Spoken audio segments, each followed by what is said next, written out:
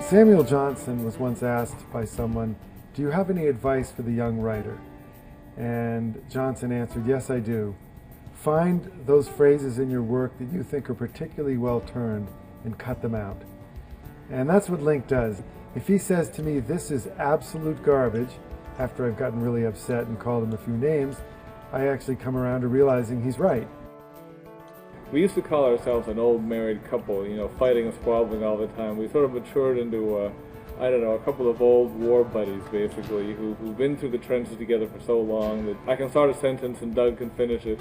And that carries over into the way we write. Our styles have merged to the point where if he has to go out of town for a week and I have to take a chapter for him, he can trust me to write it and it'll sound just like he wrote it, because our joint books, I think, are totally homogenous.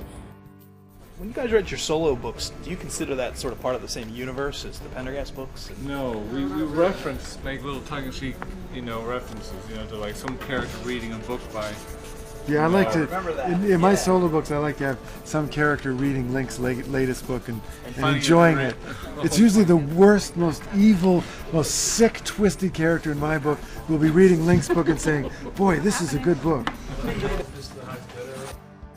The way Cemetery Dance opens is one of our most favorite, cherished heroes, that is Doug and my heroes, is brutally murdered in the first chapter of the book. The videotapes, surveillance tapes of the apartment house he lives in capture the killer leaving with a bloody knife. The guard and the doorman outside see him go by. All the neighbors can identify him. The problem is this person died 2 weeks before. So the question for Pendergast is, how do you catch or bring to justice somebody who died who was already dead?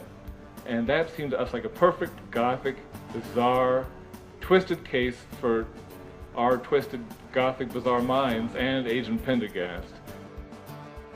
A lot of great art is created by partnerships. I mean, some of the best movies ever made were written by 3, 4, 5 screenwriters.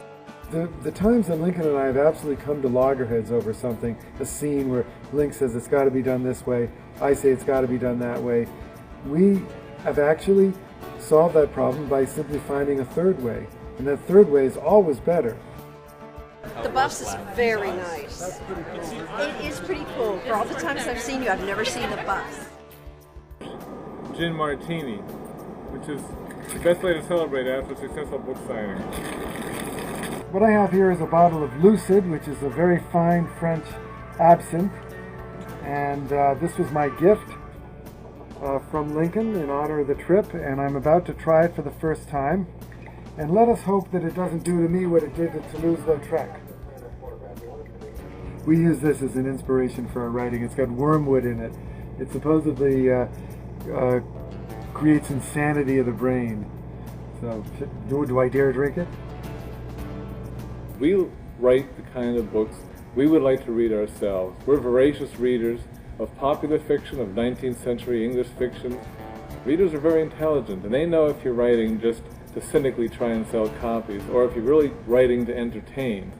We try and tailor every chapter to end at just the right cliffhanger. We try and make sure our heroes and our heroines are put through just the kind of danger that makes people's heartstrings just, thrum. And I think readers pick up on that. What do you think? Merveilleux.